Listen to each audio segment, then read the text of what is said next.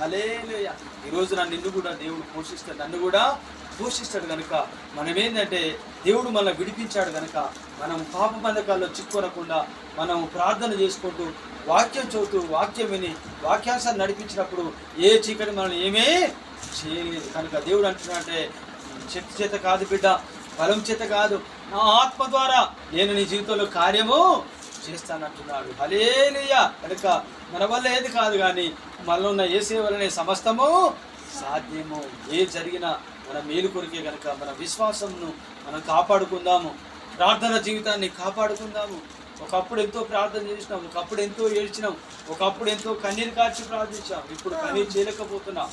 అయితే మళ్ళీ మొదటి స్థితిలోకి వచ్చేసి ప్రభుసల్లో సమాధాన పడి, ప్రభా నేను అనేకుల కొరకు ప్రార్థించే బిడ్డగా చేయి, నీ యొక్క ఆత్మచేతను నడిపించు, నీ సన్నిధిలో ఆనందించే బిడ్డగా చేయి, నీ వాక్యానుసారం నడుచుకునే కుమారుడుగా కుమార్తెగా చేయని చెప్పి ప్రార్థన చేస్తే మరలా దేవుడు మొదటి యుగంలో ఉన్నటువంటి పరిశుద్ధాత్మ దేవుడు అపొస్తలులలో మన పితరులను నింపిన దేవుడు మనల్ని కూడా ఇప్పుడు నింపి మనల్ని ఏం చేస్తారట, ఆయన సాక్షులుగా నిలబెడతాడు. దేవుని యొక్క ఆత్మ ఎవరైతే దేవుని ఆత్మచేత నింపబడతారో, ఎవరైతే దేవుని యొక్క ఆత్మచేత నడిపించబడతారో వారే దేవుని కుమారులు, వారు ఆత్మీయ స్వాతంత్రం కలిగిన బిడ్డలు. హల్లెలూయా.